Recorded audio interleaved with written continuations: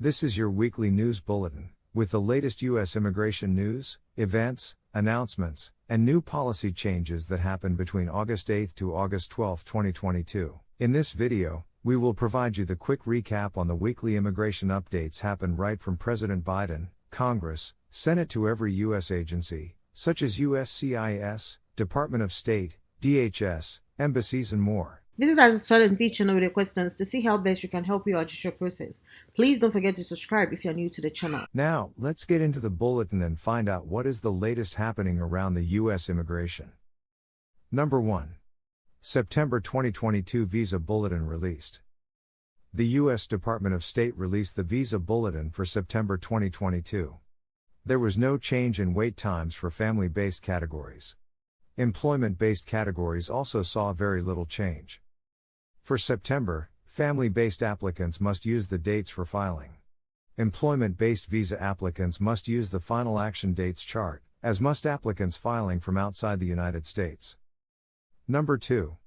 How immigration could solve inflation and the labor shortage. Labor shortages have stretched businesses thin across industries in the U.S. for at least the past year, and by July there were 10.7 million open jobs in the U.S., with an unemployment number of only 5.7 million, a shortfall of nearly 2 to 1.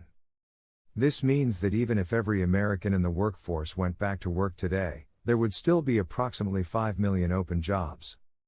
Goldman Sachs said that to get inflation down to 2%, the gap between open jobs and people looking for work would need to shrink by about 2.5 million. The U.S. government issued about 1.2 million fewer visas from March 2020 through July 2021 to adult immigrants, refugees, and temporary foreign workers, compared to the period of March 2018 to July 2019. By the end of 2021 there were about 2 million fewer working-age immigrants living in the United States than there would have been if the pre-pandemic immigration trend had continued unchanged.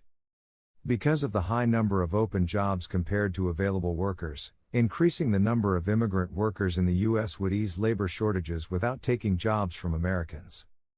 This would help cool inflation and potentially stave off a recession. Number 3.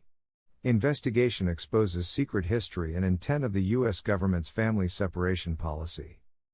A new report shows that during the year and a half that the Trump administration separated thousands of children from their parents, though they claimed the separations were merely the unfortunate side effect of prosecuting migrants who tried to cross the border illegally with their children, that separating families was the original intention of these efforts. Investigative journalist Caitlin Dickerson reveals that despite the Trump administration's false claim that there was no family separation policy, one had been operating in secret since spring 2017. They formally announced the policy in April 2018, nearly a year after it had begun. The administration then declared that taking children from their parents was not the goal of the policy, but an unfortunate result of prosecuting parents who crossed the border illegally. Evidence shows, however, that this is patently untrue. Separating children was the goal. In fact, officials in the Trump administration worked to keep families apart for longer after they were separated. Number 4. Senate Democrats withstand anti-immigration moves by GOP. Senate Democrats stood their ground over the weekend to stop anti-immigration amendments offered by Republicans to the climate and health care bill Democrats are moving through the budget reconciliation process. Republican senators offered several anti-immigrant amendments to the bill to try to force Democrats in vulnerable races to take votes on controversial immigration proposals. One such amendment would have extended the Title 42 southern border policy, which prevents migrants from seeking asylum.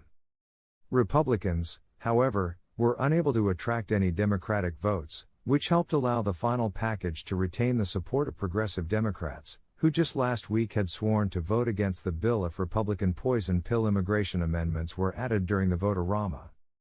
Democrats also withstood amendments that would have provided $440 million in funding to U.S. Immigration and Customs Enforcement, ICE, given hiring priority to Customs and Border Protection, CBP, over the Internal Revenue Service, and provided $500 million towards building a southern border wall.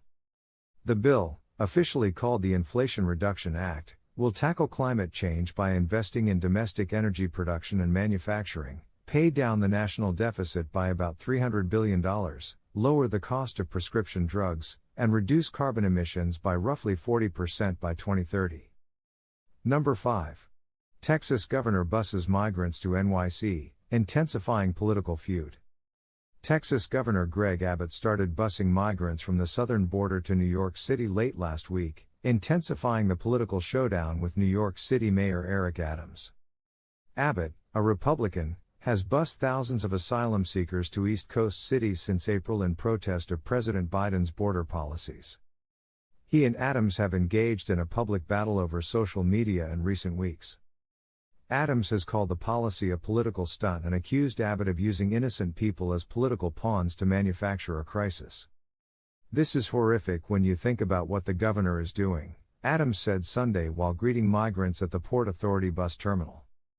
Adams says the city's homeless shelters are overwhelmed with asylum seekers and are at full capacity.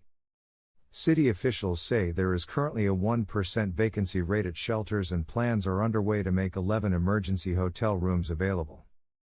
Adams has called for federal assistance to help New York City cope with the influx of migrants. New York City officials say despite the challenges, they will welcome the migrants to the city.